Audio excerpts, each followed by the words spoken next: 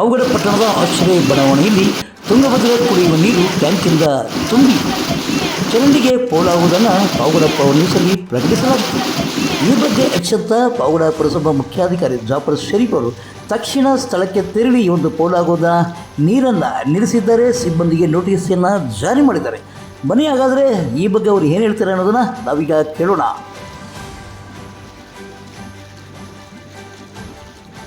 Sir, ಈಗ ನಮಸ್ಕಾರ. ಮೊನ್ನೆ ಪಾವಗಡ ಪಟ್ಟಣದಲ್ಲಿ ಆಶ್ರಯ ಬಡಾವಣೆಯಲ್ಲಿ ಒಂದು ಟ್ಯಾಂಕಿಂದ ನೀರು ಓವರ್ಫ್ಲೋ ಆಗಿ ಚರಂಡಿಗೆ ಹೋಗ್ತಾ ಇತ್ತು. ಅದರ ಬಗ್ಗೆ ನಾನು ಸುದ್ದಿಯನ್ನು ಮಾಡಿದ್ದೆ. ಸೊ ಇದ್ರ ಬಗ್ಗೆ ತಾವು ಏನು ಹೇಳ್ತೀರಂತ? ಸರ್ ನಮಸ್ತೆ. ಮೊದಲನೇದಾಗಿ ನಾನು ಈ ಬಗ್ಗೆ ನಿಮ್ಮ ಸುದ್ದಿ ನೋಡಿದ ತಕ್ಷಣ ಅವತ್ತಿನ ದಿವಸನೇ ನಾನು 4 ಗಂಟೆ ನನಗೆ ನಾನೇ ಖುದ್ದಾಗಿ ಹೋಗಿ ಸ್ಥಳ ಪರಿಶೀಲನೆ ಮಾಡಿದೆ.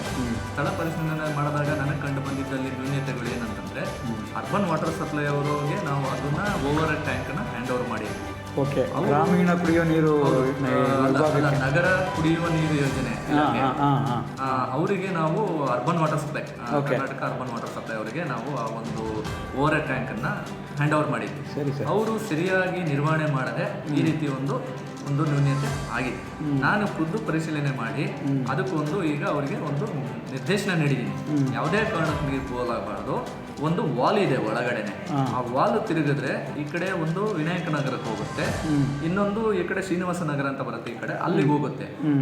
ನೀರು ಅಲ್ಲಿಗೆ ಡೈವರ್ಟ್ ಮಾಡಿಬಿಡಿ. ಒಂದು ವೇಳೆ ತುಂಬ ನಿಮಗೆ ಕಂಡು ಬಂದರೆ ಅಲ್ಲಿಗೆ ಡೈವರ್ಟ್ ಮಾಡಿಬಿಡಿ ಅಂತೇಳಿ ನಾವು ಕೀ ಹ್ಯಾಂಡ್ ಓವರ್ ಮಾಡಿದ್ದನ್ನ 2 ಕೀ ಮಾಡಿಸ್ಬಿಟ್ಟಿದ್ದೀನಿ. ಈಗ ನಮ್ಮವ್ರನ್ನೂ ಸಮೇತನು ನಿರ್ವಹಣೆ ನೋಡಿ ಅಂತೇಳಿ, ಸೂಪರ್ವಿಷನ್ ಮಾಡಿ ಅಂತೇಳಿ ನಿರ್ದೇಶನ ಕೊಟ್ಟು ನಮ್ಮವ್ರಿಗೊಂದು ಕೀ ಕೊಟ್ಟಿದ್ದೀನಿ, ಅವ್ರಿಗೂ ಒಂದು ಕೀ ಕೊಟ್ಟಿದ್ದೀನಿ.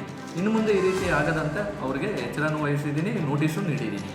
ಯಾವುದೇ ಕಾರಣಕ್ಕೂ ಇನ್ನು ಮುಂದೆ ಈ ರೀತಿ ಮರುಕಳಿಸಬಾರ್ದು ಅಂತೇಳಿ ನಿರ್ದೇಶನ ನೀಡಿದ್ದೀನಿ.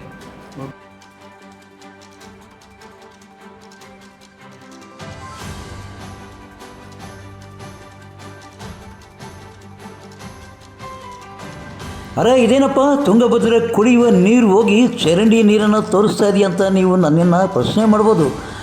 ಎಸ್, ನಮ್ಮ ಪಾವಗಡ ಪಟ್ಟಣದ ತುಮಕೂರು ರಸ್ತೆಯ ಮಾರ್ಗದ MAR ಬಡಾವಣೆಯ ಒಂದು ಚರಂಡಿಯ ದುಸ್ಥಿತಿ. ಇಲ್ಲಿ ಚರಂಡಿ ನೀರು ಸರಾಗವಾಗಿ ಹರಿಯಲು ಸಾಧ್ಯವಾಗದೆ ಒಂದೇ ಕಡೆ ಶೇಖರಣೆಯಾಗಿ ಕೊಚ್ಚೆ ರೊಚ್ಚೆಯಾಗಿದೆ. ಇದರಿಂದ ಸೊಳ್ಳೆಗಳ ಕಾಟ ಹೆಚ್ಚಾಗಿದೆ. ನಮಗೆ ಸಾಂಕ್ರಾಮಿಕ ರೋಗಗಳು ಹಬ್ಬುತ್ತಿವೆ. ಚರಂಡಿ ವ್ಯವಸ್ಥೆಯನ್ನು ಸರಿಪಡಿಸಿ ಎಂದು MAR ಲೇಔಟ್ನ ನಿವಾಸಿಗಳು ಇಂದು ಪಾವಗಡ ಪಟ್ಟಣದ ಪುರಸಭೆ ಕಚೇರಿಗೆ ಮುತ್ತಿಗೆ ಹಾಕಿ ಮುಖ್ಯಾಧಿಕಾರಿಗೆ ಮನವಿಯನ್ನು ಸಲ್ಲಿಸಿದ್ದಾರೆ.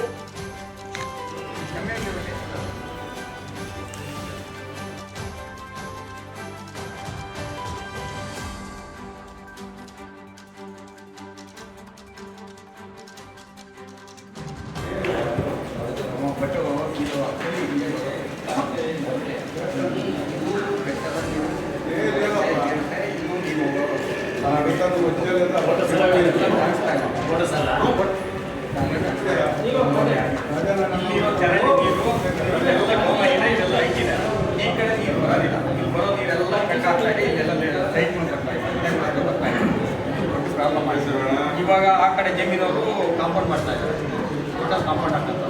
ಅಂದರೆ ಅವ್ರು ಗೋಡೆ ಕಾಂಪೌಂಡ್ ಹಾಕೊಂಡ್ಬಿಡ್ತಾರೆ. 210 ಮಾಡೋರು ಅವರು 100 ಗೊತ್ತಿಲ್ಲ. ಅದೇನು ರಾಜಕಾಲುವೆ ನೀರು ಹೋಗೋ ಕಾಲುವೆ ಇತ್ತು, ಆ ಕಾಲುವೆ ಬಿಡಿಸಿದ್ರೆ ನಾವು ನೀರು